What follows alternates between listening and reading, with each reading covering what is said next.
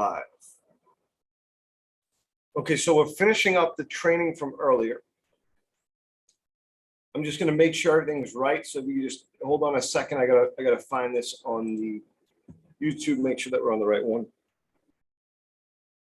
The other one's not. Doesn't have this kind of stuff on it.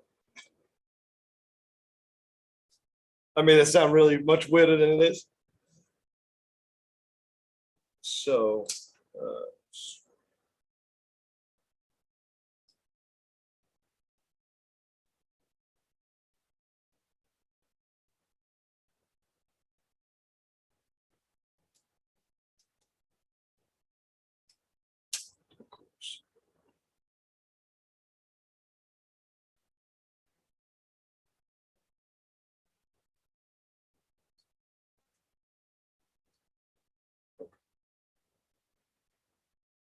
All right, we're good. We're live. Yep, there we go. So,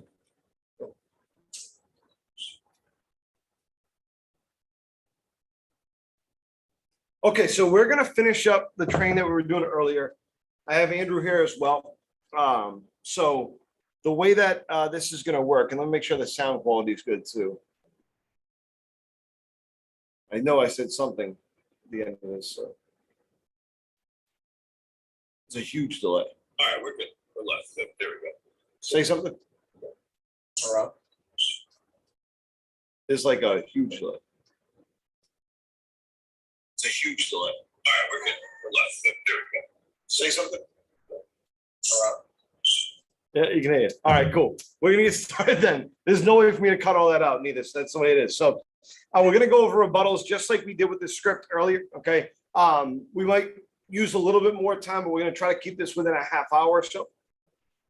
So for all the new trainees, we changed it from just rebuttals to addressing customer objections. So when they get the script, it does not say rebuttals right there. It just says addressing customer objections, and then it goes through this first section. Okay, so I'm going to run through kind of this first section and ask Andrew to join in and give his comments on each thing. So customers will respond to conversation with various objections, obviously, right? So for differing reasons, and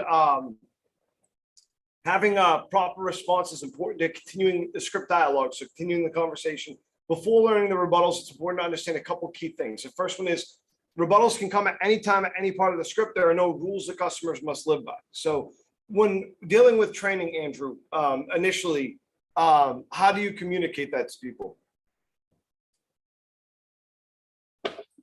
So most of the time, like when we begin training, when it comes to like rebuttals, first and foremost, knowing these things like the back of your hand, that way they're almost like reflex, right? So a lot of time is spent, going over these and getting them down word for word. That way, if need be, an adaptation is needed, you don't have to take so long to think about, okay, and go through like the all the different categories in your head, like, okay, which one do I want to use? Why do I want to use it? How am I going to adapt that, right? It becomes more like reflex. And there's no specific, just like what you said, people aren't robots. So because of that, you say something that, triggers a specific response. The script does a very good job at, for the most part, keeping the certain back and forth in specific areas. However, there are going to be times in which somebody might cut you off in the middle of saying something that you're saying, and so it's very important that you know these like the back of your hand, and that you're actively listening. That way you can respond back, gain back control, and continuously just move it forward. Makes sense. I'm just going to say too, just to make sure that people are watching this, we're going to do a little game. So remember the number 56, write it down. Remember the number 56. That's going to be your first code is number 56. Okay. I'm going to do that to make sure that people like actually watch this, and I can ask them in order or whatever. So now you know the game, that's fine. I'd keep watching them. The objective of rebuttaling is not to win an argument. It's to continue a conversation. And if you can avoid using rebuttals, so these kind of fit together. By moving on in the script, you do it. You don't want to get into a back and forth with the customer if it can be avoided. So, starting from the beginning, right? I knock on the door. Good afternoon. My name's Paul Duffy. I hope you're Mr. Jones. I might right there even get an objection and not interested. I can't afford it, something like that.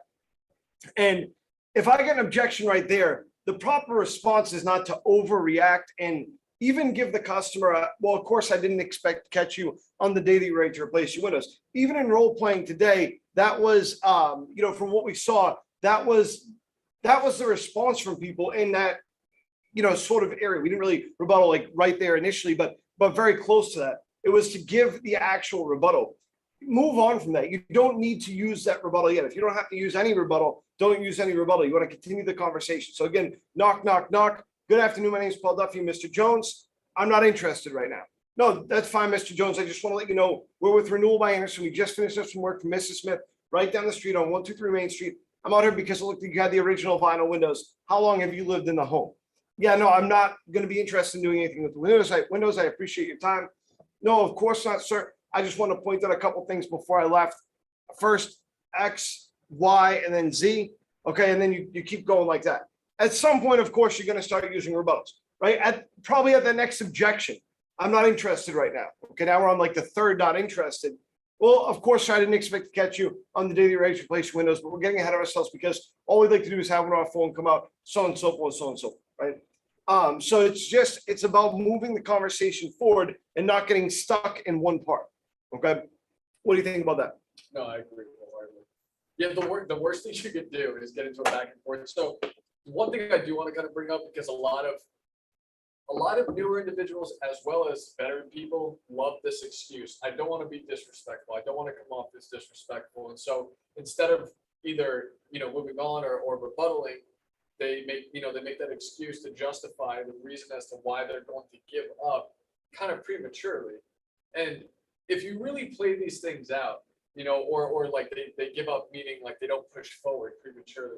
So, and if you really play these things out, the reason why that doesn't really make much sense is like these two different scenarios. So for example, scenario number one, let's say somebody gives me a couple of rebuttals in a row, right? But I acknowledge them and I move forward to get to the next part.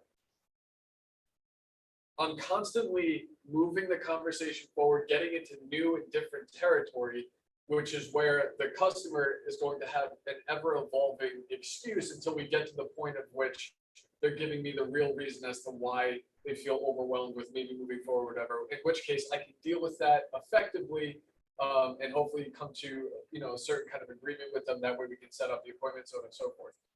Versus, let's say you decide that, well, I don't want to piss anybody off. I just want to rebuttal, and then hopefully they're going to change their mind, right?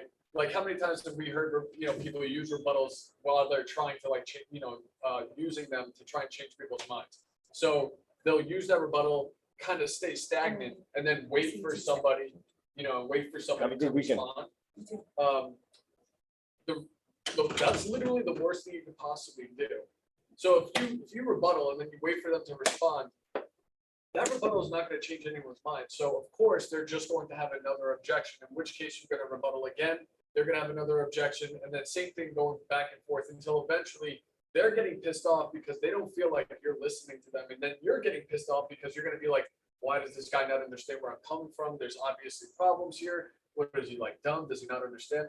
And it just makes for tensions to rise. So realistically speaking, literally the most pleasant thing that you can do for these individuals is to, when you rebuttal, acknowledge it, understand it, and then just keep it moving forward. 100%. All right. And last part of that is transitions, which really we don't get to spend a lot of time on that because it plays exactly into what Andrew was just talking about, what I had gone over. You got to have some sort of phrase at the end that carries the conversation on. If you don't, and if you're ending a rebuttal abruptly to jump into the script again, then it's not going to have good carryover. You can tell what you're doing. Now the customer might not be able to go, oh, okay, he just stopped rebuttaling me and went back to script, but they can tell something is wrong. It seems scripted. It seems a lot of people. It's funny in training will try to avoid using the words in the script, not understanding that that's not what makes the conversation or the script sound scripted. It's a way to go about using it, right? So that transition phrase goes a long way towards rectifying that. Okay. All right, moving on to the next page. So you see at the top there, this is changing the way we think about rebuttals. Obviously, we're not putting that in the script. But the reason why I put that there is because we've now taken away. What's up, man? Go ahead. Yeah. How was your lunch? It was good. Good. Yeah, it's great. I saw you guys' new board up there. It's pretty cool. Yeah. Yeah, I like it. Yeah, it shows who's doing what. For sure. With the not interested rebuttal, was the not interested number one rebuttal is now not interested, not ready, no money. It's a catch-all rebuttal. Literally, almost any objection that gets brought up, this is the first rebuttal for that objection. Okay, so I'm not interested right now. I didn't expect to get you on the day that you're ready to replace your windows, but we're getting ahead of ourselves. Now, the thing I want to say about this is that, again, this does not mean that it's the first thing that's brought up, right? If you can avoid rebuttaling, as we were talking about, then avoid rebuttaling. But when you go to rebuttal, this should be your first one, pretty much regardless of objection, of excuse. Okay. And the phrase at the end that you'll see, but we're getting ahead of ourselves. That's the transition phrase that can be changed. So it might say we're getting ahead of ourselves. It might say before we go any further. But whatever, it gets you back into the script. Okay. Anything to say about that? All right. The next set of rebuttals, you have not interested number one and not interested number two. I'm going to go over not interested number one and then hand it over to Andrew to go over not interested number two. And we'll go over any changes that were made in there as well. I don't think there's a ton of changes in these ones. So the first one, of course, Mr. Jones, if you're ready to install new Windows today, you would have called us. That's why we need to get the appropriate information in your hands now, so it's available for when you're ready. That one's the one that did change. The thing that changed there for people that have been here for a little while, you'll notice is that the old rebuttal said, of course, Mr. Jones, if you're ready to install new Windows today, or it said, if you're ready to install Windows today, you would have called us. That's why we need to get this information in your hands now. After all, it's eventually something you're going to have to do. That's what the old one said. Okay, the new one, I think, is updated to, it makes more sense. There's little words added in it to make it carry better, right? So, of course, Mr. Jones, and if you're ready to install new Windows today, you would have called us. That's why we need to get the appropriate information in your hands now, so it's available for when you're ready. Now, before we go any further, okay, Andrew, you want to go on the next one? Yeah, and that one is Mr. Jones. If you were to drive around, obviously for us example, right? If you were to drive around Mechanicsburg today, you've seen a couple of jobs being installed from people who had us visit a couple of years ago when they were in the thinking stage. By having this out now, puts you in a better position to plan. So when you are ready, you'll know exactly what can be done and what it'll cost, but we are getting ahead of ourselves. That one I think also changed just a little bit. It did, yeah. And the only thing that really changed from that was instead of saying had us visit a couple of years ago when they were in the thinking stage like you are now. So we took the part that you are in now out. I think you're also getting my speech impediment roles. You almost just said thinking stage. Something that would happen to me quite a bit. It does happen to me quite a bit. Yeah, that's exactly what changed. And the only other thing too was instead of probably a couple jobs, it just says couple jobs. Okay, no money. I do want to point out, because I spent so much time on this. It looks good. I like that. That I made a ransom note for no money for the top part there. By a lot of time, I mean like 35 seconds, but still, I mean, that's, we were already late. That's what made us late, actually. It's $100. It was worth it. So was that. Yeah. All right, so I'm going to go through the first one. I get the easy one here, then Andrew will pick up the second one. I'll pick up the third one. Very few of our customers have money put aside for new Windows. That's why we have special programs to make this more affordable. But we're getting ahead of ourselves. Of course, the transition phrase can change, and it's a short and sweet rebuttal. This should be number one. That's what changed with these. This was always number two. We would train it as number one. Now it's just number one. Okay. All right, go ahead with the second one. There's a good chance that keeping these windows might be more expensive than replacing them. If you knew it was less expensive to replace your current windows than it was to keep them, just rid of them, consider it. Now, before we go any further, that's the same. Yep, exactly the same. The only thing in there is the identify problems part, which we go over in training as if you were to see problems, with the windows already or whatever, then you just point them out in the middle of that. So you'd say, here, well, why don't you do it again with just putting a couple problems? Yeah. So there's a good chance that keeping these windows might be more expensive than replacing them. So, for example, sir, the draft units that you're complaining about have, poor energy efficiency. It could be uncomfortable. It could be costing you more money. If you knew it was less expensive to replace your current windows than it was to keep them, I guess you would at least consider it. Now, before we go any further. Okay, so then I'll go with the last one, Mr. Jones. Most of our customers say the exact same thing at first. There's a good chance that some of your current windows are costing you more than others. The only way to know which ones are is to test their energy loss That will only take a few minutes and you'll know exactly where you stand. The only thing that changed here really was the word test instead of estimate their energy loss. That's really it, I think. So that one is, I think, a bit underrated though. A lot of people probably don't know that one or don't use that one. Again, as many tools as you can have in your arsenal, you might not use some of these frequently, but my suggestion would be to know them. Why not? The last one that we're going to go over today is the I'll call you rebuttal. Okay. And the reason why we're talking about the lead setting ones right now, I don't want to go into spouse never home, stuff like that. We'll get into that. We'll make a separate section for that, but that was not the plan to go over those ones today. So we'll make a separate section for that. We probably have several hundred videos, not literally, figuratively, on there about that anyway. So as you can see, this is the I'll call you rebuttal is a great lesson. I almost thought I said lesion there. It's a great lesson in transforming a rebuttal to fit your personality. It's meant to be informal. Unfortunately, it's hard to teach that being informal from a script perspective. This will be covered in the rebuttal training guide, which we will have out soon. It's pretty much done, but it's not going to be on this video. Being that right now the words are that are written down. Being that right now we're in the area finishing up a job for Mr. Jones, and we're all looking at windows for a couple of your neighbors, it's much more effective for us to visit you over the coming days. When you allow us the opportunity to do this, we thank you by providing with additional benefits and programs. But we're getting ahead of ourselves, and then we transition back to script.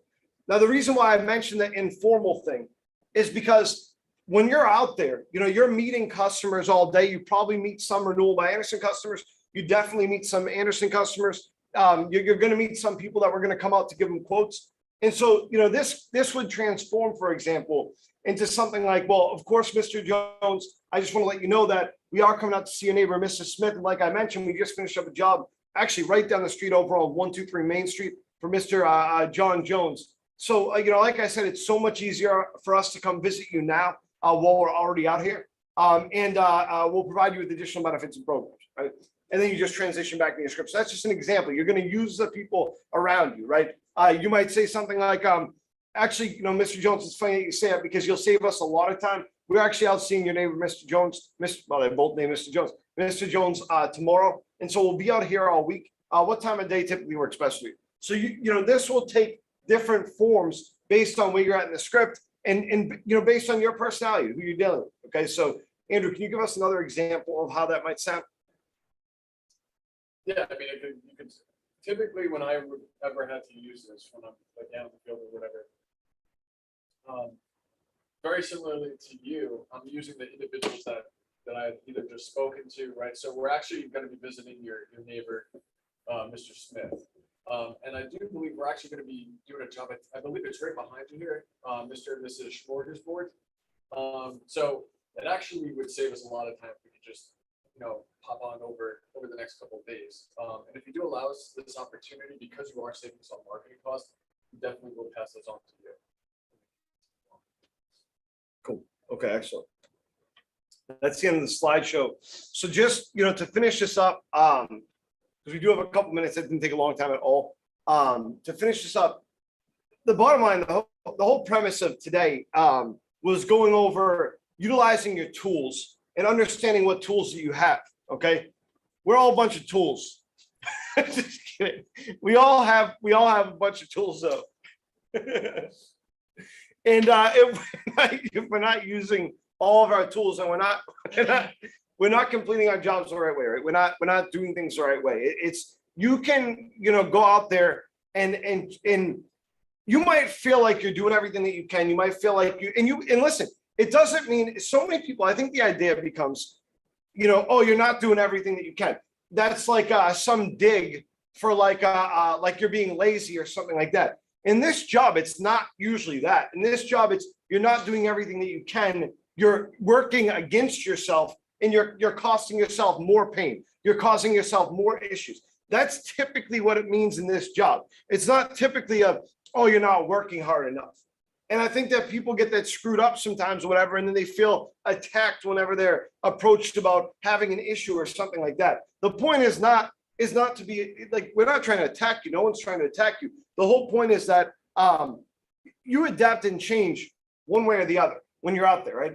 And sometimes you need to work that backwards. Sometimes you need to get back to a comfortable place. You need to get back to your training, get back to the core of the script and the rebuttals, work your way back to, where you were at. That's what's going to give you the most success out there. We're all out there. We all have the same mission. We all have the same goal. We're all trying to accomplish the same thing. Most sales jobs like car sales, home sales are cutthroat positions in which you're battling for business with other people. This job is not that way. We all have common goals. We all have common wants and needs. And so we can work together on those things. No one's trying to screw anybody else over because it doesn't benefit anybody to screw anybody else over, right? I'm not saying that, oh my God, we're all so pure of heart and stuff like that. You'd like to think so, but the reality is that there's no benefit for us to screw each other over. And because of that, we can focus on sharpening our tools, refining what we do, and getting better, with relatively clear conscience, right? So do you have anything to add to that? No, I thought that was well said. Thank you. All right, cool. Excellent. Thank you, guys. We will talk to you soon. I think a lot of people are going to be pretty happy that this video is like 10 minutes long.